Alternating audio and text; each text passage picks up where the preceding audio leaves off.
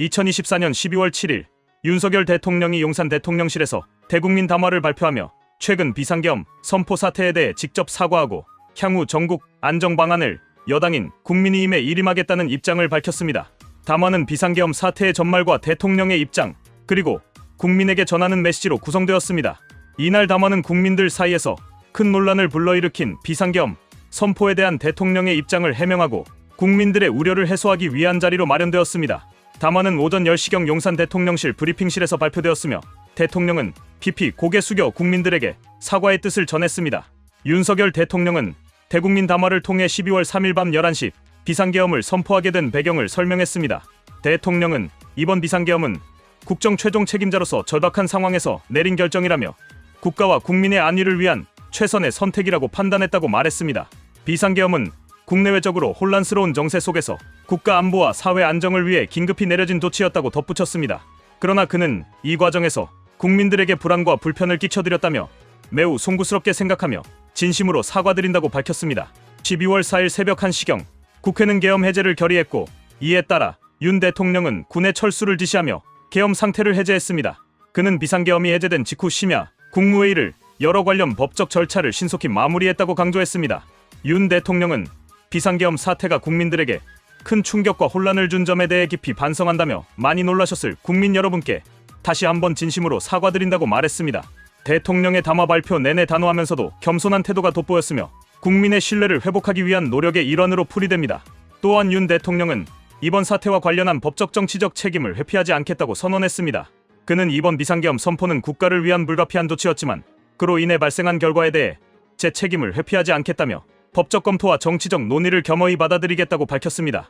윤석열 대통령은 담화 중 국민들이 가장 우려하는 부분인 추가 계엄 가능성에 대해 분명한 입장을 내놓았습니다. 그는 일각에서 또다시 계엄이 발동될 것이라는 이야기가 나오고 있지만 이는 사실이 아니다라며 제2의 계엄과 같은 일은 결코 없을 것이라고 강조했습니다.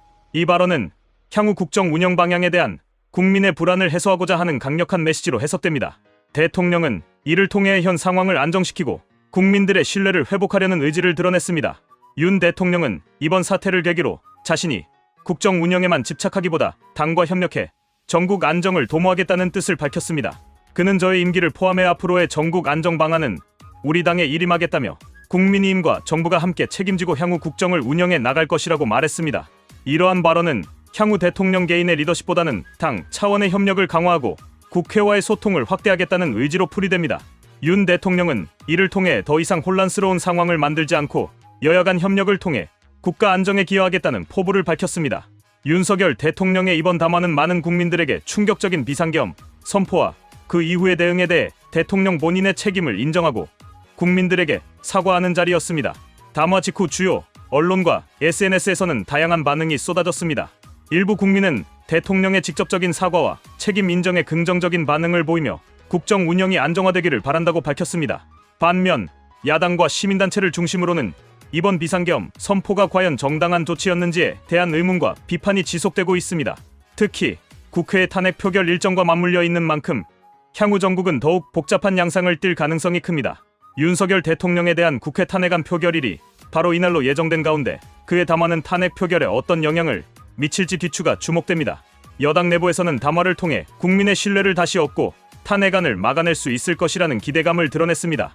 반면 야당은 대통령의 담화가 국민의 눈을 가리는 명분 쌓기에 불과하다고 비판하며 탄핵안 표결을 강행하겠다는 입장을 고수하고 있습니다.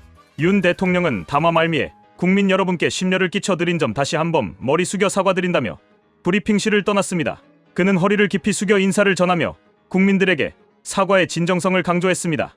이번 담화는 단순히 비상계엄 해제 사실을 알리는 차원을 넘어 대통령으로서 국민 앞에 서는 윤석열 대통령의 모습을 보여준 순간이었습니다.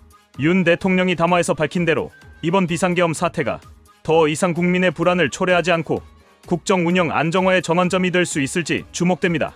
국민들은 윤 대통령의 담화 이후에도 그의 행보와 여야 간 협력을 통해 어떤 실질적인 변화가 나타날지 지켜볼 것으로 보입니다. 이번 담화는 윤석열 대통령이 국민과 직접 소통하며 국정 운영 방향에 대한 의지를 밝힌 중요한 계기가 되었으며 향후 정치권과 국민들이 그의 메시지를 어떻게 받아들이고 해석할지에 따라 대한민국의 정치적 미래가 결정될 것입니다.